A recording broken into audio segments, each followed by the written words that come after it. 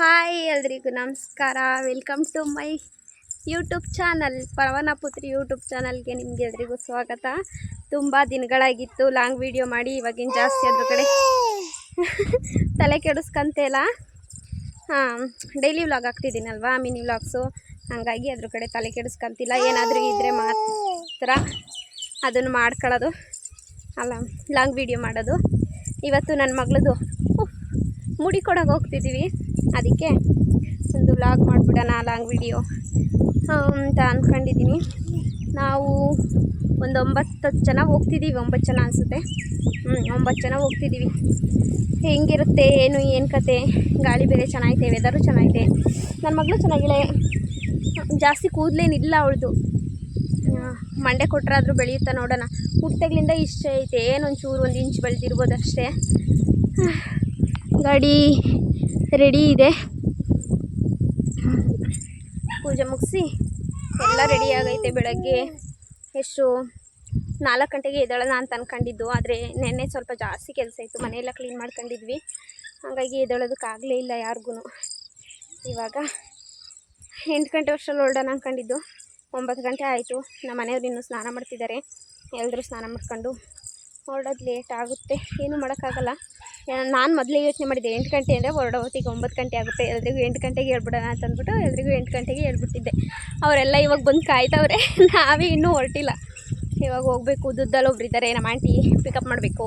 ಅನ್ಗಳಿಗೆ ಹೋಗ್ಬಿಟ್ಟು ನನ್ನ ಮಗಳು ಕರ್ಕೊಂಡು ಬಸಘಟ್ಟಕ್ಕೆ ಹೋಗಿ ನಮ್ಮ ಅತ್ತೆ ಅಂದರೆ ನಮ್ಮ ಅಕ್ಕಯ್ಯರ ಅತ್ತೆ ಕರ್ಕೊಂಡು ಹೊರಡೋದು. ನಮ್ಮಪ್ಪ ಬರ್ತಿಲ್ಲ, ನಮ್ಮ ಅಪ್ಪನ ಇಲ್ಲೇ ಬಿಟ್ಟು ದನಕ್ಕೆ ಮೇಯ್ಸೋಕ್ಕೆ ನಾವು ಮಾತ್ರ ಹೋಯ್ತಿದ್ವಿ. ಸೀರೆ ಹಾಕೊಳ್ಳೋಣ ಅಂದ್ಕೊಂಡೆ, ಸಿಕ್ಕಾಪಟ್ಟೆ ಶೆಕೆ ಸ್ಟಾರ್ಟ್ ಆಗಿಬಿಡುತ್ತೆ. ಮೇಲೆ ಬಿಸಿಲು ಆಯ್ತಾ ಮಧ್ಯಾಹ್ನ ಆಯ್ತಾ ಆಗೋದೇ ಇಲ್ಲ ಶೆಕೆಲಿ ಸೀರೆ ಹಾಕ್ಕೊಂಡು. ಅದಕ್ಕೆ ಡ್ರೆಸ್ ಹಾಕೊಂಡಿನಿ. ಅಲ್ಲಿ ಹೋಗಿ ನಮ್ಮ ಮನೆ ದೇವ್ರನ್ನ ಲಾಂಗ್ ವೀಡಿಯೋದಲ್ಲಿ ತೋರಿಸಿಲ್ಲ, ಶಾರ್ಟ್ ವೀಡಿಯೋದಲ್ಲಿ ಮಾತ್ರ ತೋರಿಸಿದ್ದೀನಿ. ಹೋಗ್ಬಿಟ್ಟು ನಮ್ಮ ಮನೆ ದೇವ್ರನ್ನ ತೋರಿಸಿ ಹೆಂಗೆ ಮುಡಿ ಕೊಡ್ತೀವಿ, ಹೆಂಗೆ ಮಾಡ್ತಾರೆ ಏನು ನನಗೂ ಗೊತ್ತಿಲ್ಲ. ಫಸ್ಟ್ ಟೈಮ್ ನಾನು ನಮ್ಮ ಅಕ್ಕನ ಮಕ್ಳದ್ದು ನೋಡಿಲ್ಲ. ನೋಡೋಣ ಹೆಂಗಾಗುತ್ತೆ. ಹೋಗ್ತಾ ವ್ಲಾಗ್ ಸ್ಟಾರ್ಟ್ ಮಾಡ್ತೀನಿ ಬನ್ನಿ. ಇನ್ನು ಎಲ್ಲರೂ ಬೇಗ ರೆಡಿ ಆಗಿಬಿಟ್ಟು 8 ಗಂಟೆಗೆ ಹೋಗಬೇಕು ಅಂತ ಅಂದ್ಕೊಂಡಿದ್ದು, ಅದು ಹೋಗ್ತಾ 9 ಗಂಟೆನೋ ದಾಟಿ ಮುಂದೆನೇ ಹೋಗ್ಬಿಡ್ತು. ಇನ್ನು ಅಮ್ಮ ಇಲ್ಲಿ ಗಾಡಿ ಪೂಜೆ ಮಾಡ್ತಿದ್ದಾರೆ. ಗಾಡಿ ಪೂಜೆ ಎಲ್ಲ ಮುಗಿಸ್ಕೊಂಡು ನಾವು ಗಾಡಿ ಹತ್ಕೊಂಡು ಹೊರಟ್ವಿ. ಇದರಲ್ಲಿ ನಮ್ಮ ಅಕ್ಕ ಮಿಸ್ ಆಗಿದ್ದಾಳೆ, ಅವಳು ಬರಬೇಕಿತ್ತು, ಆದರೆ ಅಲ್ಲಿ ಯಾರೂ ಹುಡುಗರು ಇಲ್ಲದೆ ಇರೋದ್ರಿಂದ ಬರೋದಕ್ಕಾಗಲಿಲ್ಲ. ನೆಕ್ಸ್ಟ್ ಟೈಮ್ ಎಲ್ಲಾದರೂ ಹೋದರೆ ಎಲ್ಲರೂ ಒಟ್ಟಿಗೆ ಹೋಗೋಣ ಅಂತ ಅಂದ್ಕೊಂಡಿದ್ದೀವಿ. ಇನ್ನು ದುದ್ದಕ್ಕೆ ಬಂದು, ದುದ್ದಲ್ಲಿ ನಮ್ಮ ಆಂಟಿ ತುಂಬ ಹೊತ್ತಿಂದ ವೆಯ್ಟ್ ಮಾಡ್ತಿದ್ರು. ಅವರಂತೂ 7:30ಗೆ ಬಂದು ಕಾಯ್ತಿದ್ದಾರೆ. ಅವ್ರನ್ನೂ ಕರ್ಕೊಂಡು ಅನ್ಗೊಳ್ಳಿಗೆ ಬಂದ್ವಿ. ಅನ್ಗೊಳ್ಳಿಲಿ ನನ್ನ ಮಗಳನ್ನು ಕರ್ಕೊಂಡು ಅವಳಿಗೆ ಸೈಕಲ್ ಕೊಡಬೇಕಿತ್ತು. ಅವಳು ಇವಾಗ ಸೈಕಲ್ ಓಡ್ಸೋದು ಕಲ್ತ್ಬಿಟ್ಟಿದ್ದಾಳ. ಸೈಕಲ್ ಬೇಕು ಅಂತ ಸಿಕ್ಕಾಬಟ್ಟೆ ಹಠ ಮಾಡ್ತಿದ್ಲು ಅಂತ ಅಂದ್ಬಿಟ್ಟು ಅದನ್ನು ಕಾರಲ್ಲೇ ಹಾಕೊಂಬಿಟ್ಟು ತಗೊಂಬಿಟ್ಟು ಬಂದ್ವಿ. ನೋಡಿ, ತರ್ತಿದ್ದಂಗೆ ಅಲ್ಲಿ ನಿಲ್ಸಿದ್ದಾಳೆ, ಯಾಕಂದ್ರೆ ಇವಾಗ ಡ್ರೆಸ್ ಆಗಿದ್ದಾಳಲ್ವ, ಅದಕ್ಕೆ ಇವಾಗ ಮುಟ್ಟಲ್ಲ, ಸಂಜೆ ಬಂದ್ಬಿಟ್ಟು ಹೊಡಿತಾಳೆ. ನನಗಂತೂ ಆ ಗಾಡೀಲಿ ಕೂತು ಏನೋ ಒಂಥರ ಫೀಲ್ ಆಗ್ತಿತ್ತು. ಅದಕ್ಕೆ ನಿಂಬೆಹಣ್ಣು ತಗೊಂಡು ಪದೇ ಮೂಸ್ತಾನೆ ಇದ್ದೀನಿ. ಅದ್ರ ಚರ್ಮ ಎಲ್ಲ ಸುಲ್ಬಿಟ್ಟು ಮೂಸ್ತಿದ್ದೀನಿ. ಇನ್ನು ನಾವಲ್ಲಿಗೆ ಹೋಗೋ ಅಷ್ಟರಲ್ಲಿ ಪೂಜೆ ಆಲ್ರೆಡಿ ಸ್ಟಾರ್ಟ್ ಆಗಿ ಹೋಗ್ಬಿಟ್ಟಿತ್ತು. ಅಲ್ಲಿ ಟೈಮಿಂಗ್ಸ್ ಹೇಳಿರ್ತಾರೆ, 11 ಗಂಟೆ ಒಳಗೆ ಬರಬೇಕು ಅಂತಂದ್ಬಿಟ್ಟು. ನಾವು ಹೋಗೋ ಅಷ್ಟರಲ್ಲಿ ಕರೆಕ್ಟಾಗಿ 11 ಗಂಟೆ ಆಗಿತ್ತು. ತುಂಬ ಜನ ಇದ್ರು. ಇವತ್ತು ಭಾನುವಾರ ಇರೋದ್ರಿಂದ ಏನಾದರೂ ಸ್ಪೆಷಲ್ ಪೂಜೆ ಅಂತ ಇದ್ದರೆ ಭಾನುವಾರನೇ ಇಟ್ಕೊಂಡ್ಬಿಡ್ತಾರೆ. ಏನಕ್ಕಂತಂದರೆ ಬೀರ್ಲಿಂಗೇಶ್ವರಂಗೆ ಭಾನುವಾರ ವಾರ ಇರೋದ್ರಿಂದ ಈ ಥರ ಮುಡಿ ಕೊಡೋದು ಅಥವಾ ಅಭಿಷೇಕ ಏನಾದರೂ ಅರ್ಕೆ ಅದೇನಾದರೂ ಇದ್ದರೆ ಭಾನುವಾರನೇ ಇಟ್ಕೊಂಡ್ಬಿಡ್ತಾರೆ. ಮಾಮೂಲಿ ಡೇಸ್ ಹೋದರೆ ಇಷ್ಟೊಂದೆಲ್ಲ ಜನ ಇರೋದಿಲ್ಲ.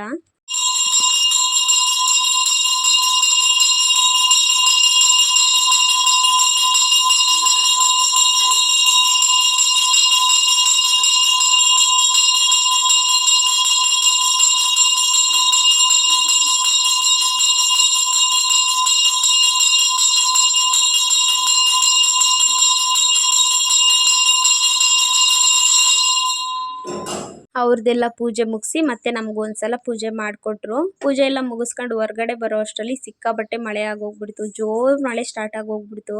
ಅದಕ್ಕೆ ಅಲ್ಲೇ ಸ್ವಲ್ಪ ಹೊತ್ತು ಕೂತಿದ್ವಿ. ನಮಗಿಂತ ಮುಂಚೆ ಪೂಜೆ ಆಗಿತ್ತಲ್ವ, ಅವ್ರು ಆಲ್ರೆಡಿ ಹೋಗಿರ್ತಾರೆ ಅಂತ ಅನಿಸುತ್ತೆ.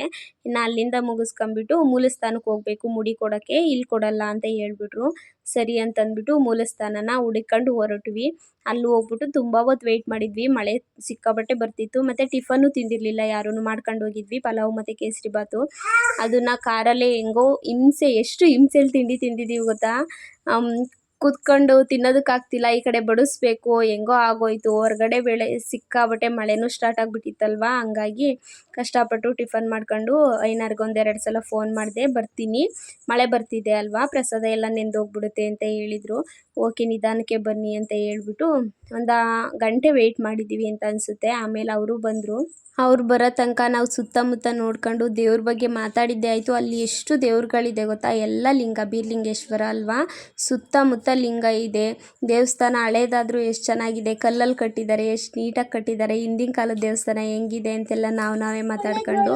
ಮತ್ತು ನಮಗೆ ಇದ್ರ ಬಗ್ಗೆ ಜಾಸ್ತಿ ಗೊತ್ತಿರಲಿಲ್ಲ. ಇದು ನಮ್ಮ ಮನೆಯವ್ರ ಅಪ್ಪನ ಮನೆ, ಅಂದರೆ ನಮ್ಮ ಮನೆಯವ್ರು ಇರೋದು ಅಮ್ಮನ ಮನೇಲಿ, ಇದು ಮನೆ ದೇವರು ಅವ್ರ ಅಪ್ಪನ ಮನೆದು. ಅದರಿಂದ ಸ್ವಲ್ಪನೇ ಐನಾರ ಹತ್ರ ಕೇಳ್ಕೊಂಡು ತಿಳ್ಕೊಂಡು ನಾವು ಇವಾಗ ಆ ಪದ್ಧತಿನೆಲ್ಲ ಪಾಲಿಸ್ಕೊಂಡು ಹೋಗ್ತಿರೋದ್ರಿಂದ ನಮಗಿದೆಲ್ಲ ಹೊಸ್ತು ಅಂತಲೇ ಅನ್ನಿಸ್ತು. ಇನ್ನು ಐನಾರು ಬಂದು ಅವ್ರ ಪೂಜೆನ ಮುಗಿಸ್ತಾಯಿದ್ರು. ಬೆಳಗ್ಗೆ ಬಂದು ಪೂಜೆ ಮುಗಿಸ್ಕೊಂಡು ಹೋಗಿದ್ರಂತೆ. ಸಂಡೇ ದಿನ ಮಾತ್ರ ಬಂದು ಈ ಥರ ಪ್ರಸಾದ ಎಲ್ಲ ಮಾಡ್ಕೊಂಡು ಪೂಜೆ ಮಾಡ್ಕೊಂಡು ಹೋಗ್ತಾರಂತೆ ಸಂಜೆ ಟೈಮು. ಇವತ್ತು ಸ್ವಲ್ಪ ಬೇಗ ಬಂದಿದ್ದೀನಿ ಅಂತಲೇ ಹೇಳ್ತಿದ್ರು ಅವರು. ಇನ್ನು ಆ ದೇವಸ್ಥಾನ ಹೆಂಗಂತಂದರೆ ನಾವು ಬಕ್ಕಂಡೇ ಇರಬೇಕು, ಅಷ್ಟು ಕೆಳಗಡೆ ಇದೆ ದೇವಸ್ಥಾನ. ಬಕ್ಕಂಡೇ ಹೋಗಬೇಕು, ಬಕ್ಕಂಡೇ ಮಾಡಬೇಕು ಒಳಗಡೆ ಪೂಜೆ ಎಲ್ಲ. ಇನ್ನು ನಮಗೆಲ್ಲ ಒಳಗಡೆ ಹೋಗೋ ಅವಕಾಶ ಇಲ್ಲ. ನನ್ನ ಮತ್ತು ನಮ್ಮ ಮನೆಯವ್ರನ್ನ ಅದೇ ಪೂಜೆ ಮಾಡಬೇಕಾದ್ರೆ ಮಾತ್ರ ಒಳಗಡೆ ಕರೆದಿದ್ರು ಅಷ್ಟೇ.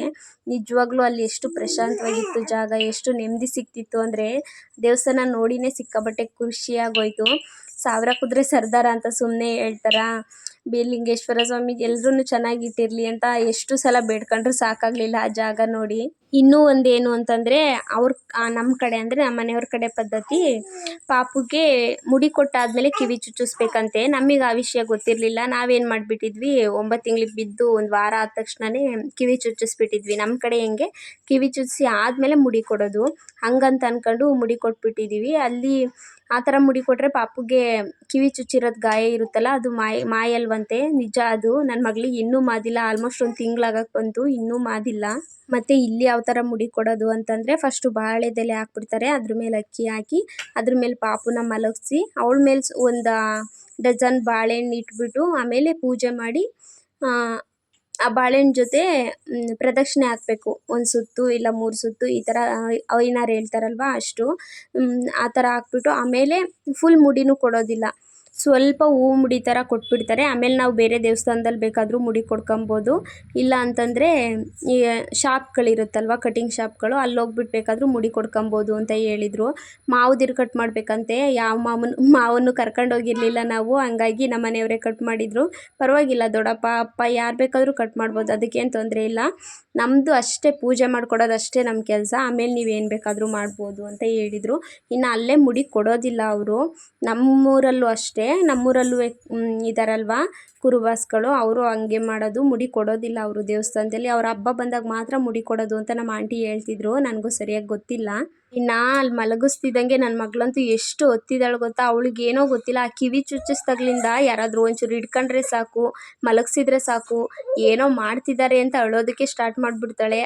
ಇಲ್ಲಿ ಮೀನು ಬಂದ್ಲು, ಮೀನು ಮೀನು ಬಂದ್ಲು, ಮೀನು ಮೀನು ಮೀನು ಮೀನು ಎಲ್ಲಿ ಮೀನು ಮೀನು ಎಲ್ಲಿ ಮೀನು ಬಂದ್ಲು, ಮೀನು ಕರಿ ಮೀನು ಕರಿ ಮೀನು ಮೀನು ಬಾ ಬಾ ಬಾ ಬಾ ಬಾ ಮೀನು ಬಾ ಮೀನು. ಏ ಮೀನು ಮೀನು ಎಲ್ಲಿ ಮೀನು ಹೋದ್ಲು ಮೀನು.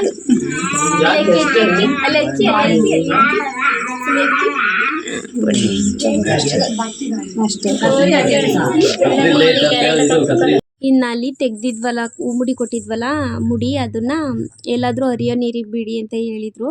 ಇನ್ನು ಅಲ್ಲೂ ಪೂಜೆ ಮುಗಿಸ್ಕೊಂಡು ಅವರು ಪ್ರಸಾದ ಕೊಟ್ಟರು, ಅದನ್ನು ತಿನ್ಕೊಂಡ್ಬಿಟ್ಟು ನಾವು ಹೊರಟ್ವಿ. ಇನ್ನು ಇವೆಲ್ಲರೂ ಬಂದಿದ್ದೀವಲ್ಲ, ನಮ್ಮ ಹೆಣ್ದೇವರು ಭದ್ರಕಾಳಮ್ಮ ಅಂತಂದ್ಬಿಟ್ಟು ಅಲ್ಲಿಂದ ಒಂದು 15ರಿಂದ 20 ಕಿಲೋಮೀಟ್ರ್ ಆಗುತ್ತೆ. ಹೋಗ್ಬಿಟ್ಟು ಬಂದ್ಬಿಡೋಣ, ಮತ್ತಿನ್ನು ಯಾವಾಗ ಎಲ್ಲರೂ ಬರೋದು ಅಂತಂದ್ಬಿಟ್ಟು ಎಲ್ಲರೂ ಆ ಕಡೆ ಹೋಗಕ್ಕೆ ಹೊರಟ್ವಿ.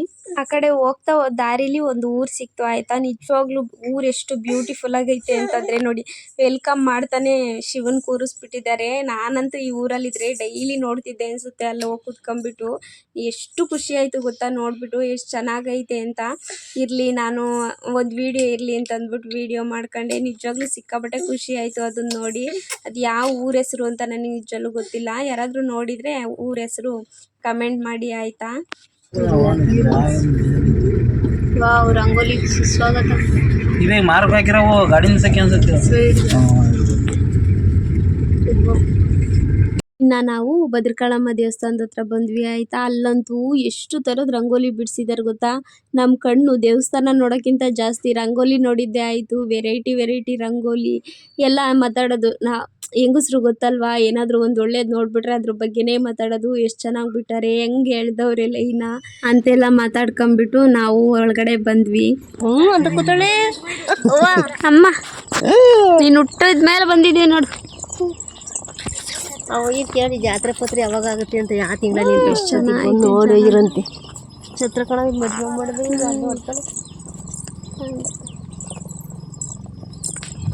ಕಲ್ಬಾಗ್ಬಿಟ್ಟು ಒಂದು 4 ಕಿಲೋಮೀಟ್ರ್ ನಾವು ಹೋದಾಗ ದೇವಸ್ಥಾನ ಕ್ಲೋಸ್ ಆಗಿತ್ತು ಆಯಿತಾ. ಇನ್ನು ಇವಾಗ ಎಲ್ಲಿ ತೆಗಿತಾರೆ ಅಂತಂದ್ಬಿಟ್ಟು ನಾವು ಸುತ್ತಮುತ್ತ ಜಾಗ ಎಲ್ಲ ನೋಡ್ಕೊಂಡು, ಸಿಕ್ಕಾಪಟ್ಟೆ ದೊಡ್ಡದಾಗೈತೆ ಕಲ್ಬಾವಿ, ಏನೇನೋ ಮರ ಗಿಡ, ಅದು ಕಾಡು ಮಧ್ಯೆ ಇರೋದು ಅಂತ ಅನಿಸುತ್ತೆ. ಹಕ್ಕಿಗಳ ಸೌಂಡು ಎಷ್ಟು ಚೆನ್ನಾಗಿತ್ತು ಗೊತ್ತಾ. ದೇವ್ರನ್ನ ಒಳಗಡೆ ನೋಡೋಕ್ಕಾಗಲ್ಲ ಅಂತಂದ್ಬಿಟ್ಟು ಈ ಬ್ಯಾನರ್ ಹಾಕಿದ್ರಲ್ವ, ಅದರಲ್ಲೇ ನೋಡ್ಕೊಂಬಿಟ್ಟು ಬರ್ತಿದ್ವಿ. ಆಮೇಲೆ ನಮ್ಮ ಮನೆಯವರಿದ್ದವರು ಕಿಟಕಿಲಿ ದೇವ್ರು ಕಾಣಿಸ್ತೈತೆ ಅಂತಂದರು. ಚೇರ್ ಹಾಕೊಂಬಿಟ್ಟು ಕಿಟಕಿಲಿ ಎಲ್ಲ ದೇವ್ರನ್ನ ನೋಡ್ಕೊಂಬಿಟ್ವಿ. ಬಾಗಿಲು ತೆಗಿಯಲ್ಲ ಅಂತ ಅನ್ಕೊಂಬಿಟ್ಟು ಒಬ್ಬೊಬ್ಬರಾಗಿ ಸುತ್ತ ಕಿಟಕಿ ಇದಾವಲ್ಲ, ಅಲ್ಲಿ ಯಾವ್ಯಾವ ದೇವ್ರು ಕಾಣಿಸುತ್ತೆ ಅಂತ ನೋಡ್ಕೊಂತಿದ್ವಿ. ಆಮೇಲೆ ಅಲ್ಲೊಂದು ಅಜ್ಜಿ ಇದ್ದವರು ಅಲ್ಲೇ ದನ ಮೇಯಿಸ್ತಿದ್ದಾರೆ ನೋಡಿ, ಅವರೇ ಪೂಜೆ ಮಾಡೋರು. ಕೇಳಿ ಬಾಗಿಲು ತೆಗಿತಾರೆ ಅಂತಂದರು. ಆಮೇಲೆ ಹೋಗ್ಬಿಟ್ಟು ಕೇಳಿದ್ದಕ್ಕೆ ಬನ್ನಿ ತೆಗಿತೀನಿ, ಪೂಜೆ ಮಾಡಿಕೊಡ್ತೀನಿ ಅಂತ ಕರೆದ್ರು. ಇಲ್ಲ ಅಂದಿದ್ರೆ ನಾವೇನು ಮಾಡ್ತಿದ್ವಿ, ಬರೀ ಇಲ್ಲೇ ನೋಡ್ಕೊಂಬಿಟ್ಟು ರೌಂಡ್ ಹಾಕೊಂಡು ಸ್ವಲ್ಪ ಹೊತ್ತು ಕೂತು ನಿಂತು ಇಲ್ಲೇ ಕಾಲ ಕಳೆದು ಹೋಗ್ಬಿಡ್ತಿದ್ವಿ ಅಂತ ಅನಿಸುತ್ತೆ. ಅಲ್ಲೆಲ್ಲ ಪೂಜೆ ಮುಗಿಸ್ಕೊಂಬರೋ ಅಷ್ಟರಲ್ಲಿ ಸಂಜೆ 5 ಗಂಟೆ ಹತ್ತತ್ರ ಆಗ್ತಿತ್ತು. ಕತ್ಲೆ ಆಗೋ ಅಷ್ಟರಲ್ಲಿ ನನ್ನ ಮಗಳದು ಮುಡಿ ತೆಗೆಸ್ಬಿಡೋಣ ಅಂತಂದ್ಬಿಟ್ಟು ನಿಟ್ಟೂರಿಗೆ ಬಂದು ಒಂದು ಕಟಿಂಗ್ ಶಾಪ್ಗೆ ಹೋಗ್ಬಿಟ್ಟು ಅಲ್ಲೇ ಟ್ರಿಮ್ ಮಾಡಿಸಿದ್ವಿ. ಬ್ಲೇಡ್ ಏನು ಹಾಕಿಸ್ಲಿಲ್ಲ, ಅವಳು ಅಲ್ಲಾಡ್ತಾಳೆ ಅಂತಂದ್ಬಿಟ್ಟು.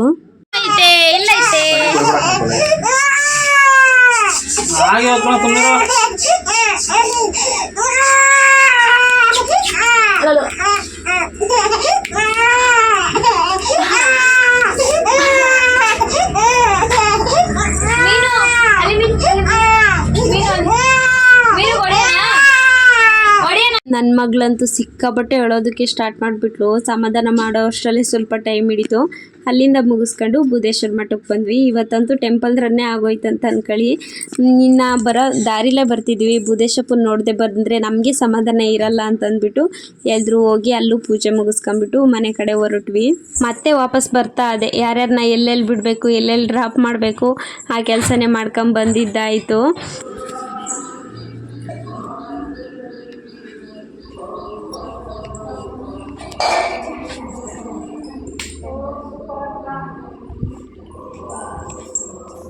ಇನ್ನು ಅನ್ಗಳಿಗ್ ಬಂದು ನನ್ನ ಮಗಳನ್ನು ಬಿಟ್ಟು ಬರ್ತಿದ್ವಿ ಆಯಿತಾ, ಊರಿಗೆ ಹೋಗೋಣ ಅಂತಂದ್ಬಿಟ್ಟು. ಅಷ್ಟರಲ್ಲಿ ಡೀಸೆಲ್ ಖಾಲಿಯಾಗಿ ಹೋಗ್ಬಿಡ್ತು. ನಮ್ಮ ಭಾವ ಅವ್ರ ಭಾವಗೆ ಫೋನ್ ಮಾಡಿ ಡೀಸೆಲ್ ತಗೊಂಬಂದು ಹಾಕೊಂಡು ಮನೆ ಕಡೆ ಬಂದ್ವಿ. ನಿಮ್ಗೇನಾದರೂ ನನ್ನ ವಿಡಿಯೋ ಇಷ್ಟ ಆಗಿದ್ದರೆ ಲೈಕ್ ಮಾಡಿ, ಶೇರ್ ಮಾಡಿ, ಸಬ್ಸ್ಕ್ರೈಬ್ ಮಾಡ್ಕೊಂಡು ವಿಡಿಯೋ ನೋಡಿ. ವಾಯ್ಸ್ ಓವರ್ ಕೊಡ್ತಿದ್ದೀನಿ ಅಂತ ಬೇಜಾರು ಮಾಡ್ಕೊಂಬಿಡಿ, ಇದು ಅಭ್ಯಾಸ ಆಗೋಗ್ಬಿಟ್ಟಿದೆ ನನಗೆ.